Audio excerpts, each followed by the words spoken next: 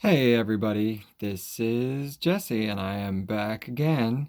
Another weekly installment of Social School.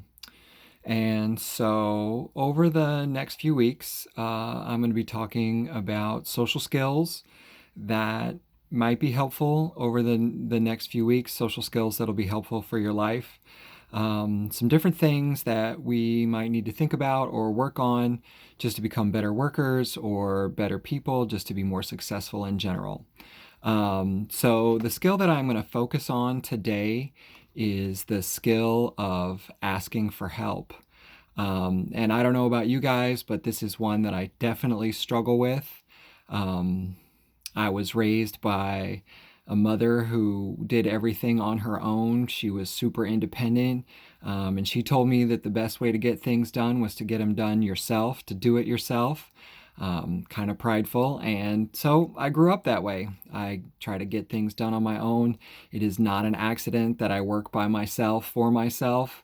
I really struggle with asking for help. And over the last few weeks, this has kind of come to my attention as a skill that I still need to develop. And so I've done some thinking about it and kind of felt like this would probably be a great thing for us to talk about and share for this week. So, again, we're going to focus on the skill of asking for help. Um, so, there are a lot of reasons why people don't like asking for help. For me personally, I think I'm just stubborn. I like to do things my way, and when I ask for help, then I don't always get to do them my way. So really, stubbornness is can be a pretty big issue. Beyond that, there are two main reasons that I hear pretty consistently from people for why they don't ask for help. Reason number one, and I think probably the most common reason why people don't like asking for help, is they don't want to be stupid or don't want to look stupid. They don't want to feel judged. They don't want to acknowledge that they don't know how to do it on their own. People don't want to look bad. They don't want to look stupid. But the reason, what I'm going to tell you guys, is that there are lots of ways that people can look stupid.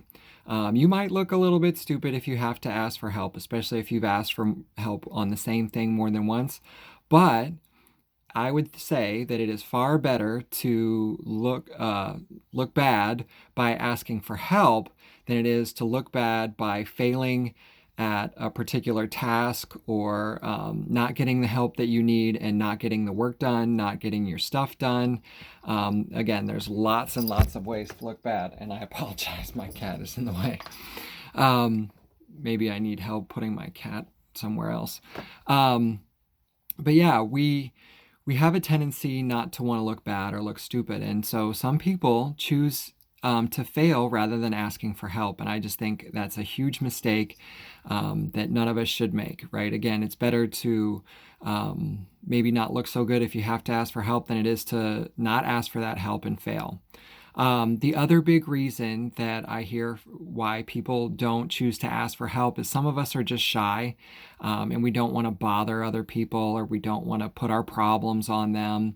And my response to that is that, I don't know about you guys, but when someone asks me for help and I can give it, it helps me to feel good about myself.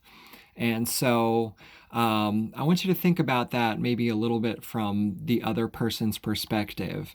If you ask someone for help and they can give it, it might help them to feel good about themselves. And so, in a way, we kind of help other people when we ask them for our help because we give them the chance to feel good about themselves. And you wouldn't want to cheat somebody out of the chance to feel good about themselves. And so I think it's important that we push past that's shyness, and we just think about maybe how, being helpful feels good. And so you can help someone to feel good about themselves just by asking for help. Um, and I'm sure lots of people have other reasons why they don't choose to ask for help. However, I will say again, these are all, for me, they're all just excuses for not doing something that I really am not comfortable doing. And so for me, I have had to find ways to push past that and ask for help. I will tell you recently, I've needed a lot of help. Up until now, I had never done the Zoom conference thing. One of my cooperating teachers in Collinsville did a fantastic job of helping me to Zoom, and we have Zoomed in the classrooms there. Got to meet with some kids that way.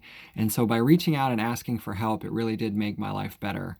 I know too that just recording and posting these videos has not been easy, and I've had to reach out and get some tech support, some help for that. And so, asking for help is a skill that I think that all of us either are good at, or we probably need to work on getting better at. All right. So what I'm going to do now is I am going to break down the social skill of asking for help. What is it that we need to do when it comes time for us to ask for help? And so what I'm going to do, I'm going to play with my camera a little bit, and hopefully this doesn't go too terribly, but I'm going to show you these steps and read through them quickly, and then kind of go over each one individually. So...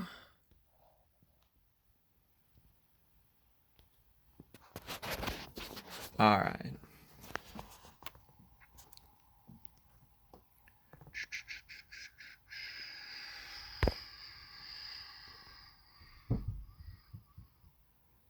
All right. So we are looking at the social skill of asking for help. Step 1, decide what the problem is. Be specific who or what is causing your problem. Step 2, decide if you want help for that problem. Can you solve it alone? Step 3, think about different people who might help you and pick the right one. And the last one, tell the person about the problem that you're dealing with and politely ask that person to help you. If the person wants to help but can't at that time, ask the person when a good time might be, and possibly schedule a time for them to help you. Okay, so let's take those steps and break them down. Step number 1, decide what the problem is. Be specific who or what is causing you to need help. For a lot of us, the easiest answer is that it's ourselves. We don't know how to do what we're doing. Maybe the problem is that, I don't know, you don't know how to use your camera to make a video, so you might need a little help with that. Or maybe you need help with your homework, or getting an assignment, or how to, just deal with the whole e-learning thing. I think a lot of you hopefully have been reaching out to your teachers and they're being helpful. But yeah, who or what is causing the problem? When I was a kid, there was a cartoon called G.I. Joe, and at the end of every G.I. Joe, they said, "And knowing is half the battle." And so if you can identify what it is that you need help with or what the problem is, then you're already halfway there to solving the problem and getting the help that you need. Okay, step number 2. Decide if you want help for this problem. Can you solve it alone? And I can tell you many, many times in my life, I have tried to wing it or solve the problem on my own, and it hasn't always gone so well. I know when I very first started my business, I was a big fan of doing all my paperwork on my own, and I did all of my own taxes. And it turned out that I made a $5,000 mistake because I tried to do it on my own. I had been paying taxes on all the money that I made in my first few years of business. And as it turned out, I shouldn't have been paying those taxes at all, right? So I paid $5,000 in sales tax to the state of Illinois when it turned out that I should not have been paying sales tax at all, because you only pay tax on things you sell and not services. And because I provide a service, I never should have paid that money, and I ended up losing that money. I never got it back. I will tell you, eventually, I did make enough money and realized that I was making enough mistakes that I finally had to pay someone to do my taxes. So when I finally reached out and asked for help and decided to have someone help me with my taxes, that's when I figured out, hey man, you shouldn't have been paying that money at all. They asked me, why were you paying sales tax when you're not selling anything? And it was a tough lesson to learn. So I think a lot of times we try to solve things on our own, and it's not a bad idea to try, but every once in a while you just got to realize, hey, I need some help. All right, step number 3, think about different people who might help you and pick the right one. And this is usually where I like to point out that in all of our lives, we know people who are helpful, people who maybe are not so helpful. Maybe some of you have asked your parents for help with homework and they have no idea how to do your math or what to do with your computer or any of those things. And probably, realistically, they are not the right ones to help you with that problem. Something to think about. So, if you needed to, say, for example, have your car worked on, you would go to an auto mechanic, right? Or if you needed to have a tooth pulled, you would go to a dentist. Now, here's the thing. Can a mechanic pull your tooth? Sure, he can. But I would way rather have it done by a dentist.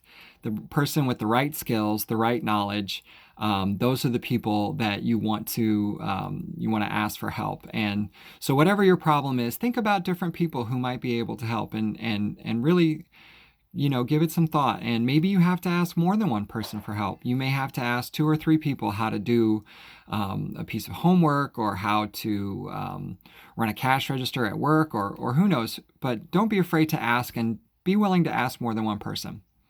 All right, the last step.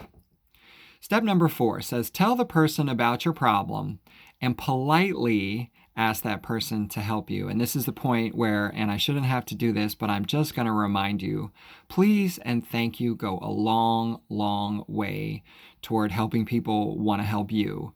Don't forget, even if it's your parents, your siblings, whoever it is, they're still people too. And if you are willing to say please, to say thank you, to be polite, use your manners, then it'll go a long way. The other thing that I want to point out is that it's not always the right time to ask someone for help. If they are on the phone, if you have parents who are working from home, and they're in the middle of a project or something. So oftentimes, it's a good way to start if you approach someone and you say, hey, do you have a minute? I could use your help. And then that way they have the opportunity to say either yes or no. And yeah, it's good just to check in before you just immediately barge in and say, Mom, I need your help. You got to help me now. Right? So being demanding of anyone is not the right move. And we want to kind of slow things down. We want to take our time and be patient about the skill of asking for help. So if that person wants to help you, but they can't at that time, you want to ask that person when a good time might be. Maybe if, again, you're asking for some help with homework, then maybe wait for lunchtime when your parents are available or when they're taking a break. Again, don't wake them up while they're sleeping. Don't, interrupt them while they're doing other things. If they're watching their favorite TV show or they're binge watching whatever it is that they happen to be binge watching at the time, maybe wait until the show is on a break or they take a break to get a snack, go to the bathroom, whatever it is. And the last thing that I'll say on this subject is if that person wants to help you but they can't, then you try to schedule a time when they can. Hey, could you come and talk to me later?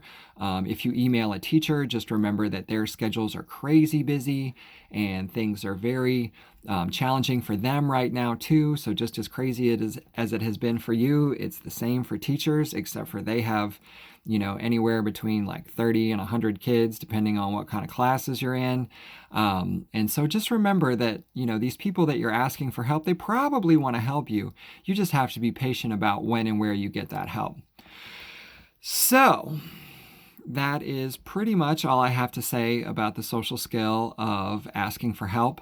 I want to use this opportunity to remind you guys that if there's ever anything that I can do for you, you can reach me. My phone number is 618-960-3431. You can call or text me anytime. My email address is ssocialschool@gmail.com. So that's ssocialschool@gmail.com. And I look forward to hearing from you guys, and I look forward to seeing you guys. Hopefully school is back in session for at least a couple weeks. But But if I don't see you, I really want you to take care of yourself and remember there is nothing wrong with asking for help. Every successful person has to do it at some point. So I hope you have a great day, have a great week. Hopefully, you can manage to enjoy your Easter. Hopefully, some of you are enjoying some time off with spring break. I know my family is upstairs enjoying their break right now. So I am going to go join them. And just remember to keep looking for more videos. I'll probably do one of these a week until school's out. So, everybody, take care, and thanks so much for your time.